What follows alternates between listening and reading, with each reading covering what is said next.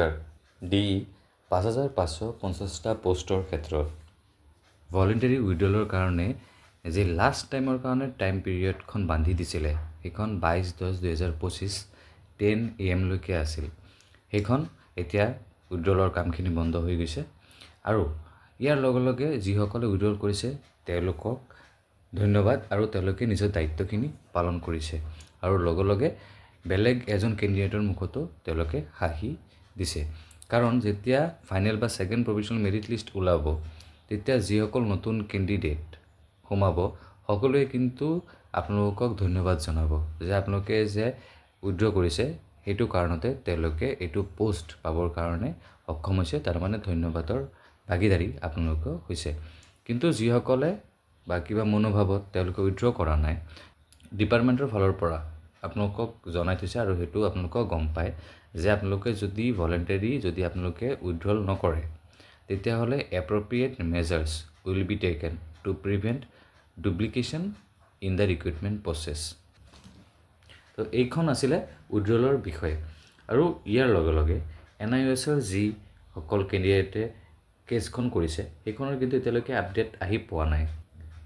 NIOSৰ update এতিয়ালৈকে আহা নাই হেতু কাৰণে আমি এইটো মানি চলিব লাগিব যে ৰণুজ পেগু ছাৰে আগতে জনাইছিল যে after publishing the results of GT PGT the results of LPUP teachers will declare within 25 October তাৰ মানে আমাৰ এইটো মানি চলিব লাগিব যেতিয়ালৈকে NIOSৰ কোৰ্টৰ ফালৰ পৰা কিবা এটা আপডেট নাহে 25 তাৰিখত আগত ৰণুজ পেগু ছাৰৰ কথাখিনি যদি হসা হয় তেতিয়া হলে 25 তাৰিখৰ আগত আমাৰ এখন লিষ্ট পাম এখন ফাইনেল লিষ্ট হ'ব পাৰে বা সেকেন্ড প্ৰভিজনেল মেৰিট লিষ্ট ইয়াৰ আগতে দিব পাৰে এতিয়া ধৰক যদি 25 তাৰিখতে যদি ফাইনেল লিষ্টখন দিয়ে তেতিয়া হলে যদি সেকেন্ড প্ৰভিজনেল মেৰিট লিষ্ট ইয়াৰ আগত দিয়ে তেতিয়া হলে কিন্তু টাইম কিন্তু আজি দিয়া আজি 22 তাৰিখ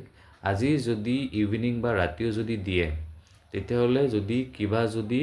আহৱা থাকে যদি 23 তাৰিখ আৰু 24 তাৰিখ হেতু কাৰেকচনৰ কাৰণে দিয়ে আৰু 25 তাৰিখ যদি ফাইনেল মেৰিট লিষ্ট দিয়ে তেতিয়া কিন্তু সেকেন্ড প্ৰভিজনেল মেৰিট লিষ্টখন আহাৰ যি চান্স আজিৰ ভিতৰত আহাৰ এটা চান্স আছে আৰু যদি এইটো কথা যদি হসা নহয় তেতিয়া হলে যেতিয়া ইনফৰমেশন আহিব যেতিয়া নোটিফিকেশন ওলাব ডি ফালৰ পৰা আৰু বা ৰণুজ পেগু ছাৰে বা আমাৰ হিমন্ত বিশ্ব শৰ্মা ছাৰে যিখিনি ৰিক্ৰুটমেণ্ট প্ৰসেছৰ বিষয়ে জনাব এইখিনি আমাৰ ভিডিঅ'ত আপোনালোকে পাব এতিয়া যদি আমি আলোচনা কৰো কাট অফৰ বিষয় কাট অফৰ বিষয়টো সবৰ কাৰণে এটা ডাঙৰ প্ৰশ্ন হৈ উঠিছে যে এইবাৰ যে কাট অফ বা মাৰ্কিং সিস্টেমৰ প্যাটাৰ্নটো চেঞ্জ হৈছে আৰু হেতু কাৰণে যিসকলৰ 1 নম্বৰ 2 নম্বৰ বা 3 নম্বৰ কম তেওঁলোকে ভাবি আছে যে তেওঁলোকৰ নামটো সোমাব বা যিসকলৰ পইণ্টতে আছে তেওঁলোকে কিন্তু বহুতে যিসকলে মাৰ্কিং প্যাটাৰ্নটো ভালকে আলোচনা কৰিছে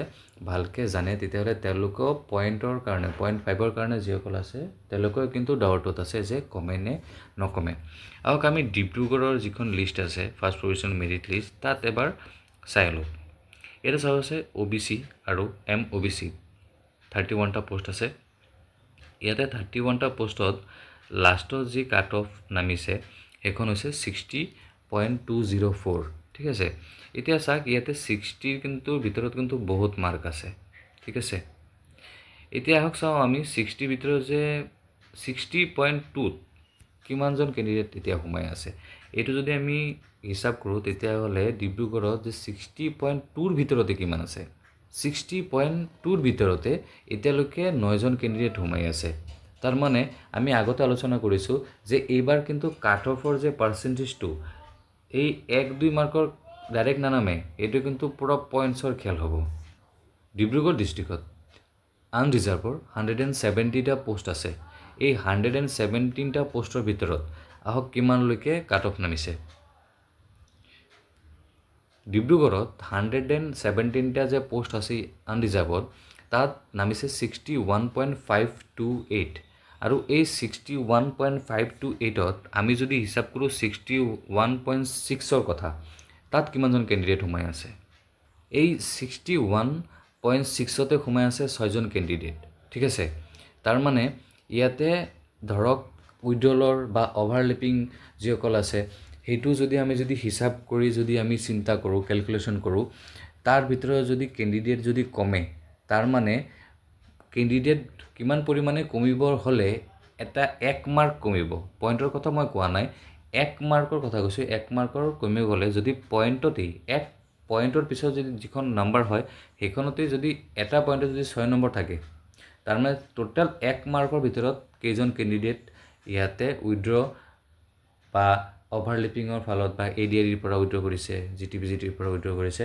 তাৰ পৰা টোটেল হিচাপ কৰিলে এটা 1 নম্বৰ কমিবৰ কাৰণে কিমানজন কেণ্ডিডেট লাগিব এইটো আপোনালোকে এবাৰ নিজে হিচাপ কৰক। কাৰণ ইয়াতে চাব গ'লে পইণ্টৰ কিন্তু খেল হৈ আছে, আৰু পইণ্টৰ ভিতৰত কিন্তু আপুনি যদি চাব যায় এতিয়া 61 লৈকে নামিছে, 61.5 লৈকে নামিছে। তো আনৰিজাৰ্ভত কিমান কমিব পাৰে এইটো অৱশ্যে আমি যেতিয়া নেক্সট প্ৰভিশ্যনেল বা ফাইনেল লিষ্ট ওলাব আমি তাতো আলোচনা কৰিম যে কিমানলৈকে কমিছে। তেতিয়া 4500 পোষ্টত যেতিয়া কামখিনি চলিব তাত আমি এটা ক্লিয়াৰ হ'ব পাৰিম যে কিমান পৰিমাণে কাট অফ কমিব পাৰে ডিষ্ট্ৰিক্টৰ ওপৰত ডিপেণ্ড কৰি, আৰু বৰাক ভেলী আৰু ব্ৰহ্মপুত্ৰ ভেলীৰ ওপৰত ডিপেণ্ড কৰি কিন্তু কেইটামান ডিষ্ট্ৰিক্টত, আৰু লগতে ইয়াতে চৰ অঞ্চল আছে। এই যিকেইটা ডিষ্ট্ৰিক্টত চৰ অঞ্চল আছে, চাব যে ধুবুৰীৰ ক্ষেত্ৰত, শালমাৰাৰ ক্ষেত্ৰত কিন্তু বহু কেণ্ডিডেট কিন্তু কমকৈ এপ্লাই কৰে। ব্ৰহ্মপুত্ৰ ভেলীৰ পৰা বৰাক ভেলীত যে কেণ্ডিডেটসকলে এই 3টা ডিষ্ট্ৰিক্টত কিন্তু বৰাক ভেলীত যে 3টা ডিষ্ট্ৰিক্ট আছে, কাছাৰ, কৰিমগঞ্জ আৰু হাইলাকান্দিত, তাত কিন্তু ব্ৰহ্মপুত্ৰ ভেলীৰ পৰা কিন্তু বহু কম কেণ্ডিডেট ইয়াতে এপ্লাই কৰে। তো সেইটো ক্ষেত্ৰত কিন্তু ডিষ্ট্ৰিক্ট ৱাইজ আমি চাব গ'লে কিন্তু বহুকেইটা ডিষ্ট্ৰিক্টত কাট অফৰ পৰিমাণ ওপৰ নিচ থাকিব। এইটো আমি বেলেগ এটা ভিডিঅ'ত আলোচনা কৰিম, কাৰণ এইটো ভিডিঅ' বহুত লম্বা হৈ গৈছে। তো আজি ভিডিঅ'টো ইমানতে সামৰিছোঁ। লগ পাম নেক্সট এটা ভিডিঅ'ত। ধন্যবাদ।